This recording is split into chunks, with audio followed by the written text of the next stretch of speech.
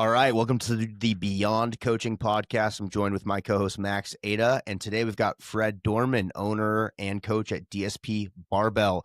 Fred, thanks for joining us today. Thanks for having me, guys. Appreciate it. Absolutely, man. Yeah. So let's dive straight in, dude. So you had a pro hockey background, you got into weightlifting. Take me through it. What's the synopsis? So I actually kind of got a late start in hockey. I didn't start skating until I was 14, and then I turned pro at 20. I initially was going to go off to college and play, but I lost my amateur status because one of the teams I tried out for paid for my gas. So this was before the NIL. Wow. So I ended up having to turn pro earlier than I wanted to, which still super fortunate that I was able to do that. But 3.5, 4 years in, I broke my back. And I had a bilateral pars defect and like a grade 2.5 like spondy, which I actually just got fused 1.5 years ago from, and this is 12 years ago. But training wise, I'd always do the lifts. I never really competed until actually after I broke my back. So this was in 2010.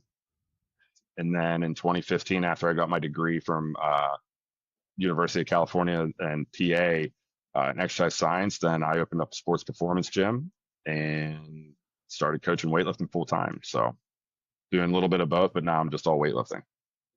I love it, man. That's awesome. One of the interesting things I learned about your journey is you went from a huge, 20,000 square foot facility, and then you've now 22,000 downsized to focusing on the weightlifting. So tell me a little bit about that journey, and what people can learn from you, what coaches can learn from you across that journey as well. Bigger isn't always better. I'll start there. Better is better. So instead of building out, sometimes it's better to build up. So that was probably one of the biggest lessons I learned, having gone from a 1,200 square foot space to a 22,000 square foot space in 3 years. So our gym grew exponentially, and which is not a bad problem to have. But I would say my brother and I started in 2015. Within like 6 months, we were in like a second floor dungy space. So like I was praying every day that when people were like snatching, clean and jerking, we weren't going to go crushing through into the first floor. So like I really had to be limited in what we were doing. So I ran a barbell club at a CrossFit affiliate across the street during that time. So that way I could still do the weightlifting side of things. And then within 5-6 months, we were like, we're bursting at the seams. So at that time, I was mostly just doing sports performance and sprinkled in some like personal training things. And then right towards the middle of beginning of 2016, moved to like a 3,500 square foot space. We were there for about a year. Same thing happened.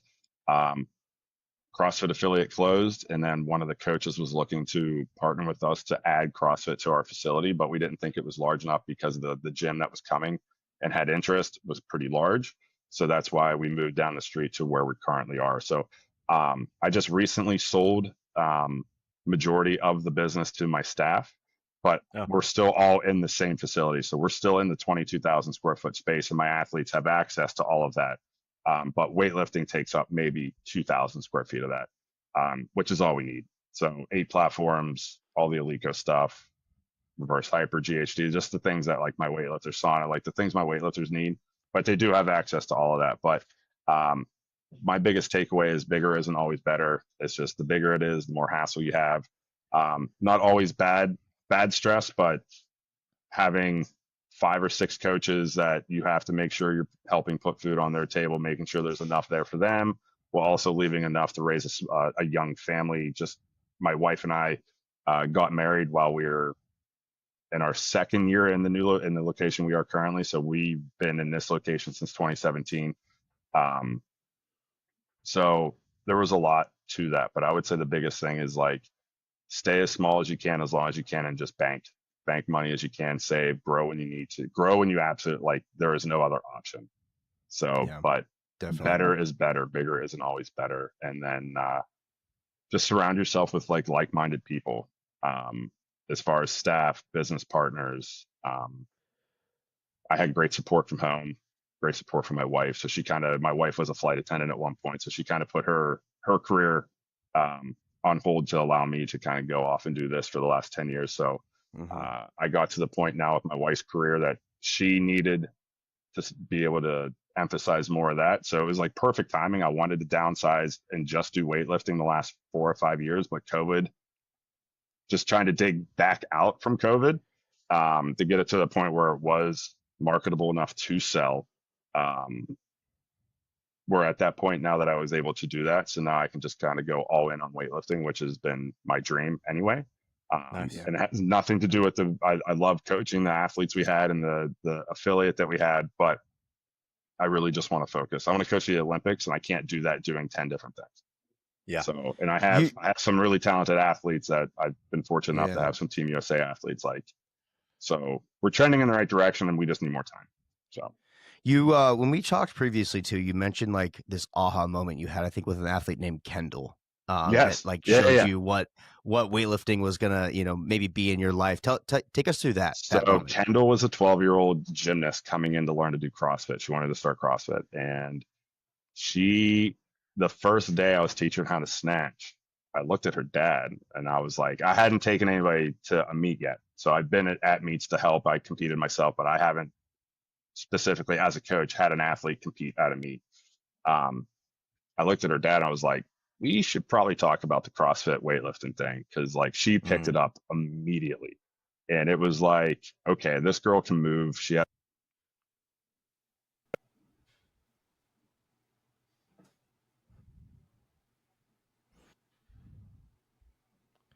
Oh shit. Might have lost him. Okay, pause. I'm gonna pause recording. See. Cool. Go ahead. all right. Sorry about that. So Kendall started training after like 3 or 4 months. I talked to dad. I'm like, hey, I think she should consider competing. And we started in the end of 2017, and she went out, did great her first meet, and then never looked back. We ended up going out and making nationals. She got bronze her first nationals, which was like her third meet. She ended up competing with me until she was about 19, I think she was, when she decided to go off and do full time at school. But yeah, she was my first one, and then really because of her background between dance and gymnastics is kind of what started the team, because my team's 95% female, all because I started with a girl.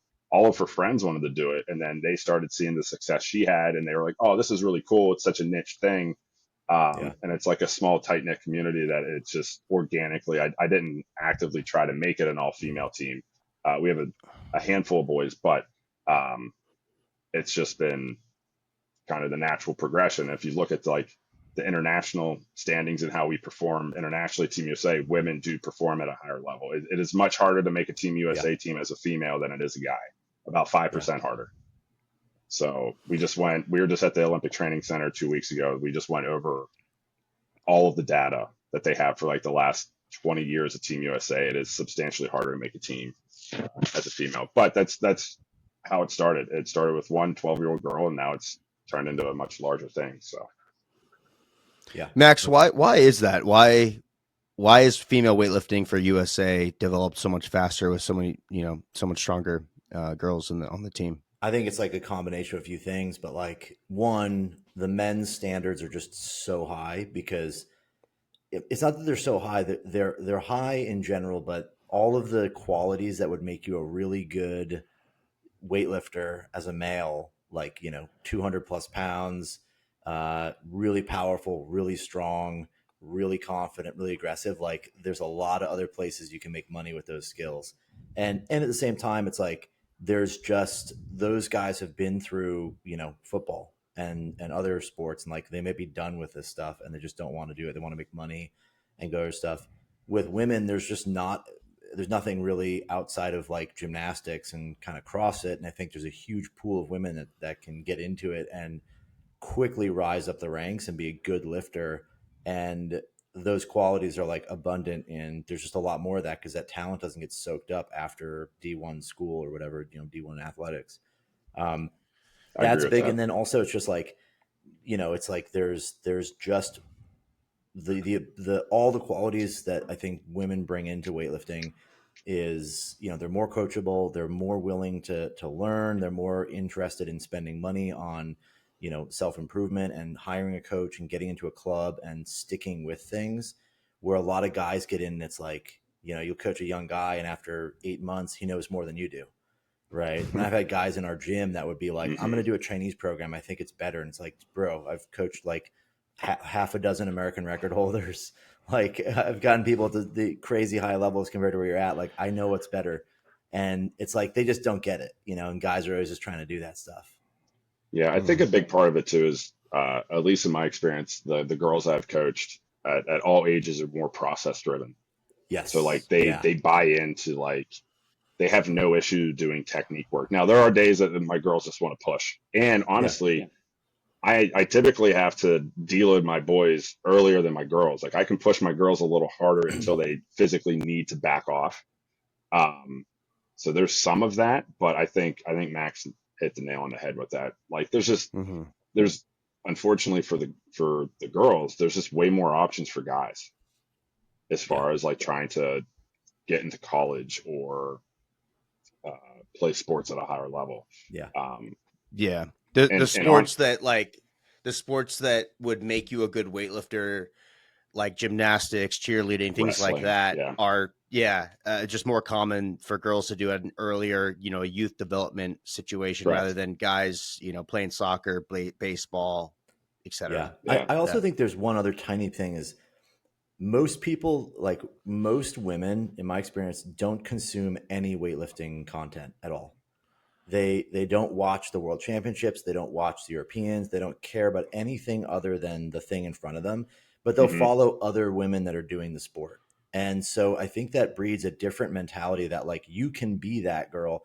You can be this you can go to nationals and win. And that's a big thing, where a lot of guys are looking at it as like, they're comparing themselves to, Lasha. the greatest ever, some Romanian dude who's sauced out of his mind. And like, well, I can't do a 240 clean and jerk, so what do I try? So I think it's a little different, inroads too. And then whenever you have a guy like a high school kid, and at least this is experience I had, high school kid, decent sized like lineman coming in, and then I have a 45 kilo girl back squatting 130 kilos, and he's doing the same weight and he's 120 kilos. It's soul crushing. Yeah. So like, I think a lot of it is that too. There's some intimidation there, at least for some of the younger guys that come in. So they're just like, oh shit, this is, excuse me, don't know if I can swear, but you can go for it. Okay, cool. But they're like, oh shit, like this is a little different. This isn't like a high school weight room. So I think there's part of that there too.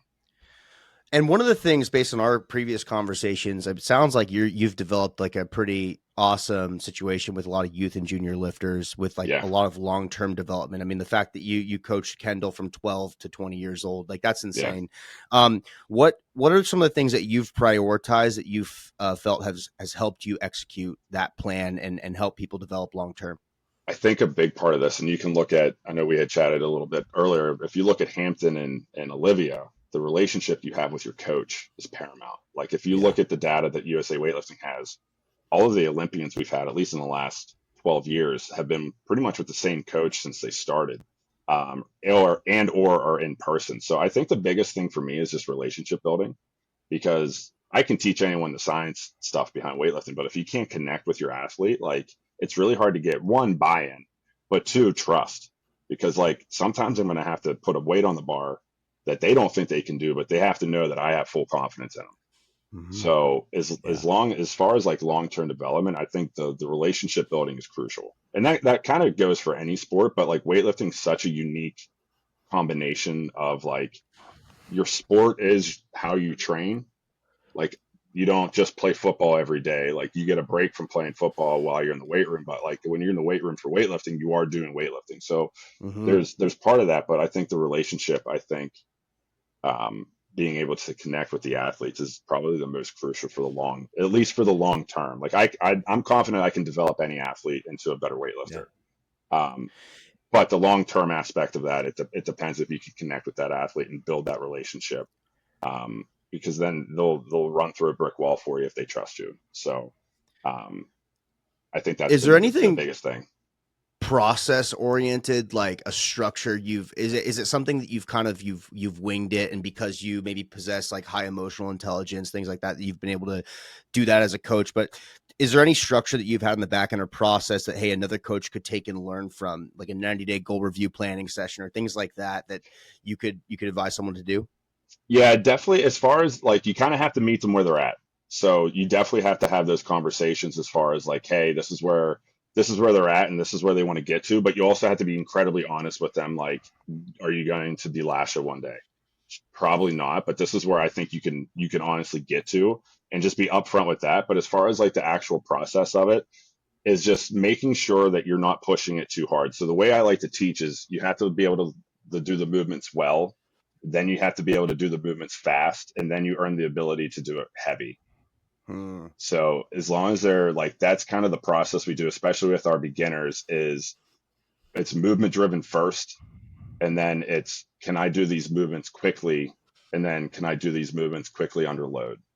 So as long as we're progressing in those ways and having the processes from a programming standpoint and then a training standpoint, we see a lot of improvement, a lot of like, one, we don't want to risk injury, so movement's crucial, especially in the sport that is predicated on having good movement. If you go up, every level you go up, the movement gets better. There's very few. Carlos Nassar might be the prime example of maybe not the greatest mover as far as technique is concerned, hopping, but like he gets it done. That's not really the model. Like he's one of one, so that's not really a model to base your programming or your coaching off of. But from our standpoint, movement first, speed second, heavy third, and then you Yeah. just have to It's so know where these funny. athletes are in the development of that to be able to push. So I think a Yeah, lot of coaches see the low, like sorry, I think a lot of no, you're coaches good. see You're this good. like, I have a girl right now, Anna, who moves incredibly well. And sometimes it's really hard for me not to just like, let's go really heavy today just to see where you're at, instead of just like, okay, back off.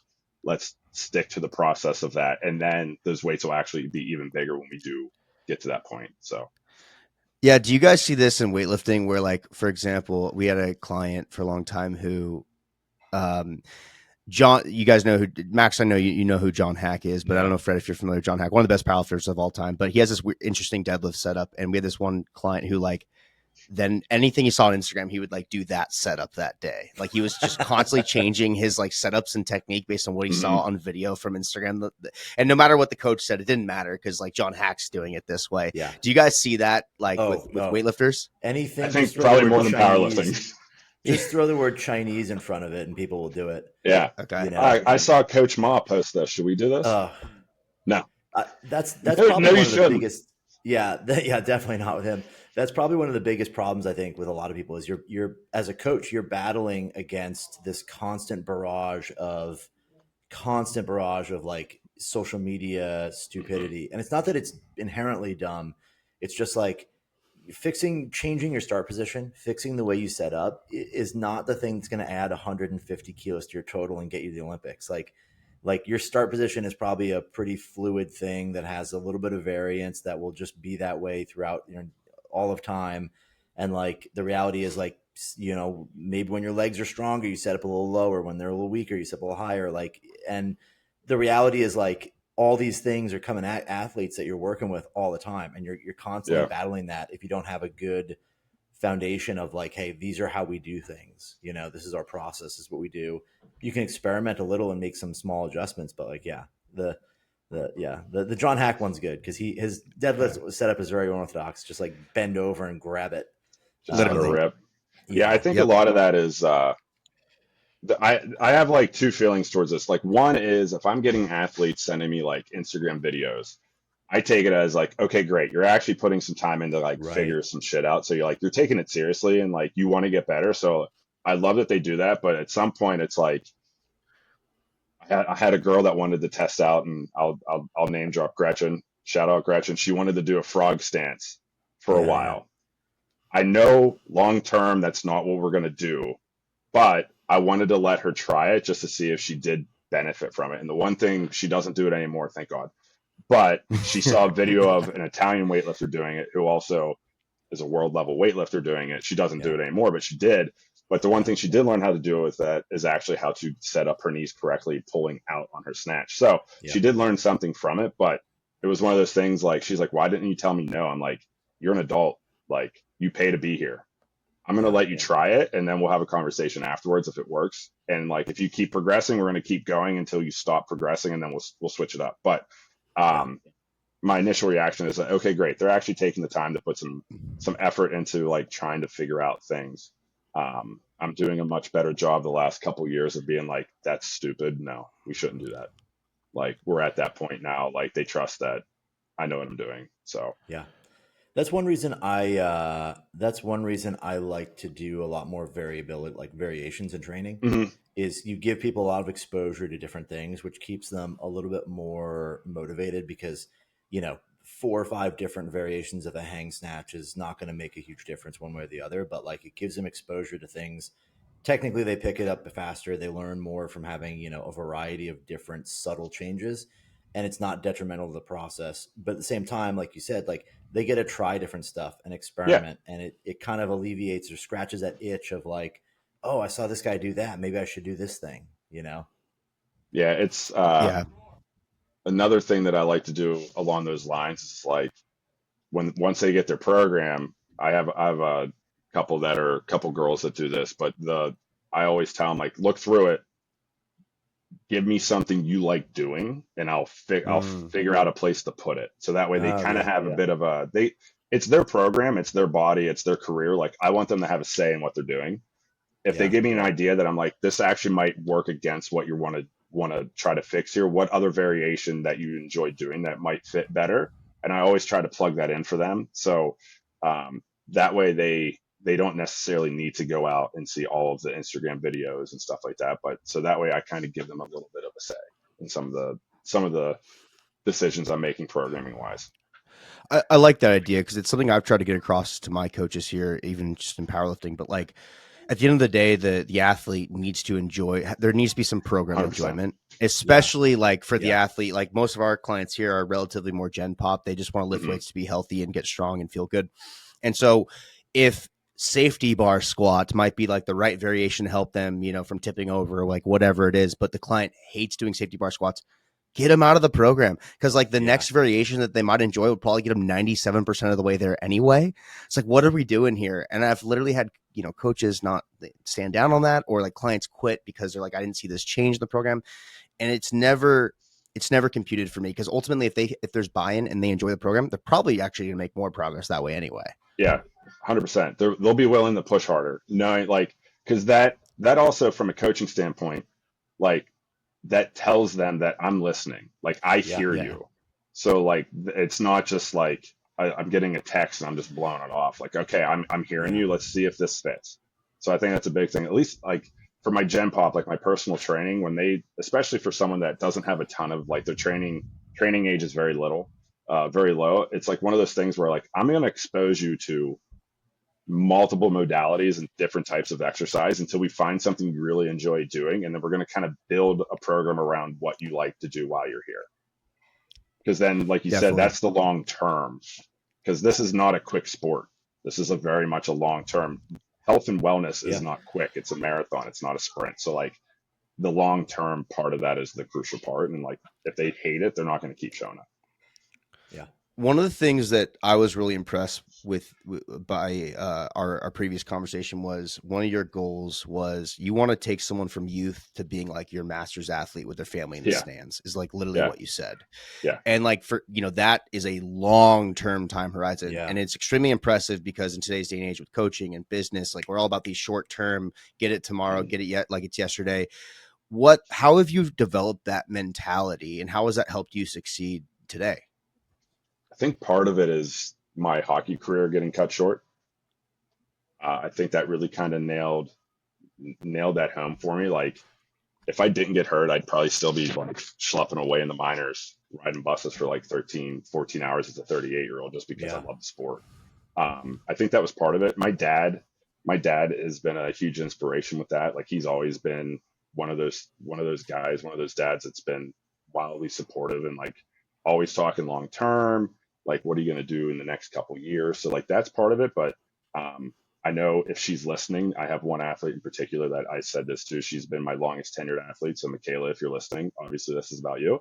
Um, yeah, I tell her all the time, like, what, like, I will consider my career a success if I get to coach that girl as a master, because that means like we've been in it through everything for as long as possible, and like take coaching at the Olympics, coaching at Worlds, Pan Ams, things like that. Like that to me is a successful career because you're able to develop someone for that entire period. I think the more athletes I can get to be close to that, the better off long term Yeah. that career is. But like the mindset around that is just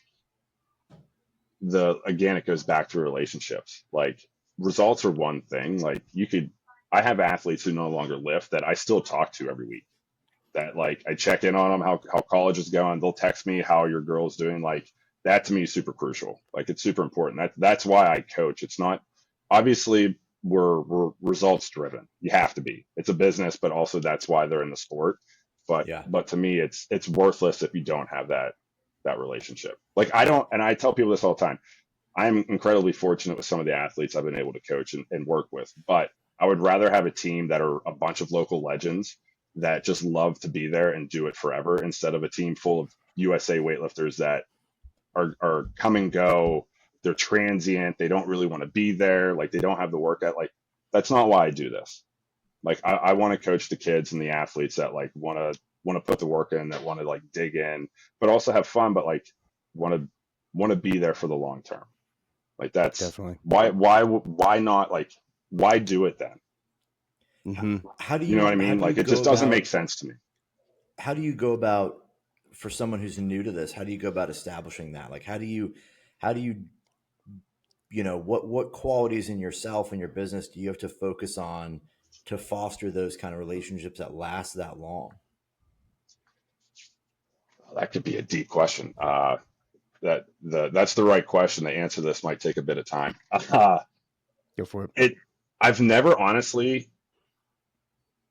have like looked at myself and like looked at like certain qualities. Like I need to focus on this. I just think, and I think my wife would attest to this. It just kind of happens naturally. It's just kind of part like how I've been ingrained.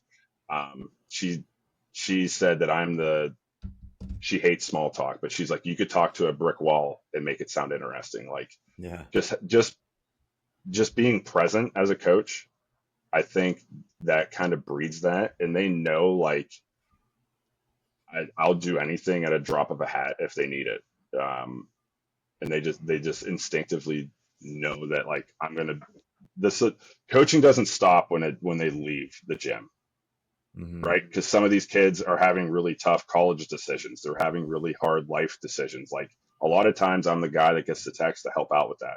Or like Right. a mom will call me and be like, hey, can you talk to so-and-so about like what they're feeling for like choosing for colleges and things like that. So I don't really think that I've actually taken a step back and thought about like specific qualities other than just like being loyal and committed and present.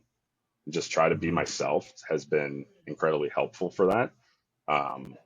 But that honestly, Max, that's a hard question because I've never, like, I'm still in it, so like I haven't had a chance to like take a step back and We'll have to observe do that. episode 2 where you think Yeah, about it and then come back with the answer. yeah. My wife's a psychologist, so I'll Oh, talk. perfect. Oh, he talk never to wins her an on. argument. No. I've been diagnosed. She diagnosed me ADHD a while ago, and that's been wildly helpful. Yeah. Nice. But yeah, I mean, I don't like talking about myself in this sort of terms. But like I said, I just think it's my kids and my athletes know I'm committed to them. Like their goals are my goals. Like I'm not doing this for me. I had my athletic career. Like I just try to be in services of others at all times. Yeah. Yeah. And I just try to be authentic. How do you balance some of that with the business side? I really struggled with that. Yeah. It's hard to separate that sometimes. I'm a firm believer. Sometimes the best coaches aren't meant to be the best business owners. And I recognize that. And there's times where, and again, like whenever I sold the affiliate and like the sports performance, a big reason of that, and they were doing well, was it was actually better for that clientele that I was not the owner, because I was so so focused on one aspect of the gym, but 90% of my time was taken up by other things, it was actually at a detriment to them.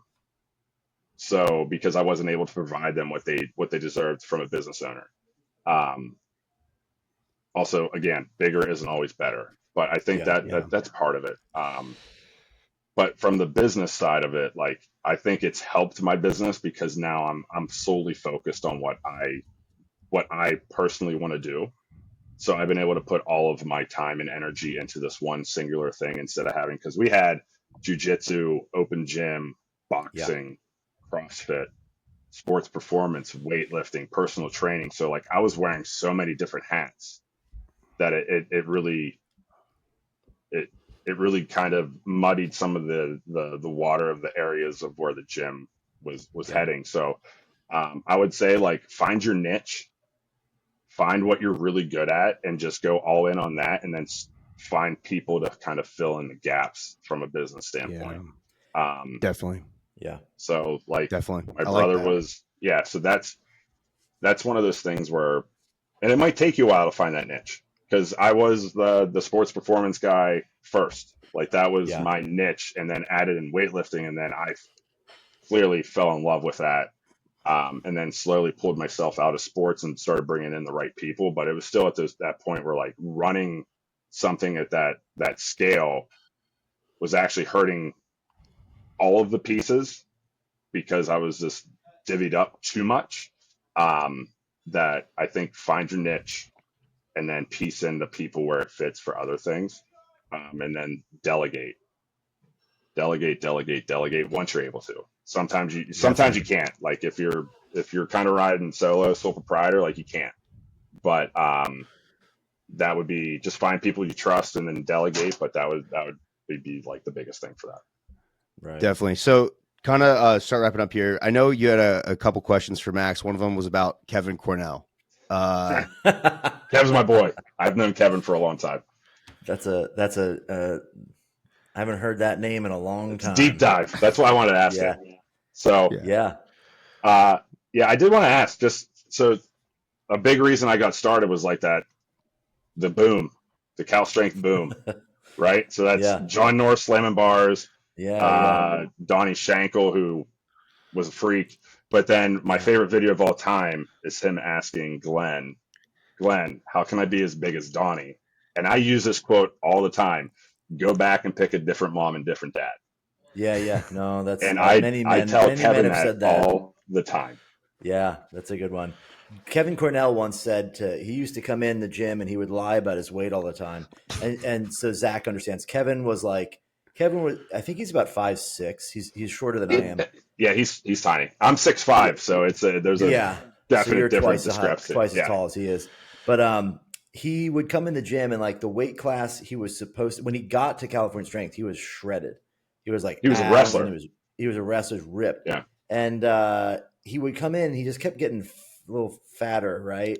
And so he would come in all the time, and Glenn would ask him, Kevin, how much do you weigh? And then Kevin would be like, 94 was the class, but he'd be like, I'm 97, which is like right on the edge. Yeah. And then like he kept getting bigger, and then Kevin would come in, he'd be like, Glenn would be like, Kevin, how heavy are you? And he'd be like, I'm 98. And then Glenn would be like, you look heavier. And he'd be like, no, it's because I'm short. So then one day, Kevin comes in the gym, and he walks up to Glenn, and I was like really far away. So I just knew that was what he was talking about, but I couldn't hear anything because they were like way other side of the gym. And all I hear from Glenn is him yelling at Kevin. He goes, Kevin, I don't care how short you are, you're fat as shit. And like, it was like, he just kept getting bigger. And I haven't seen Kevin in years, but I don't think the trend has stopped much. I think he's like a little heavier now than he was. He's still slinging weights, man. I saw him. I coached him for a little bit. The guy just naturally moves really well. Oh, and he was a good lifter. Yeah. So like, but he could take a year off and back squat 500 like nothing. Yeah, the constant lying about the weight, even though he could always pick a number that kind of was believable, but then Glenn just had enough of it, and he just Yeah, he was like one of my. The way I met Kev is he randomly reached out on Instagram. He's like, hey man, I saw your videos. Really like what you're doing. Nice.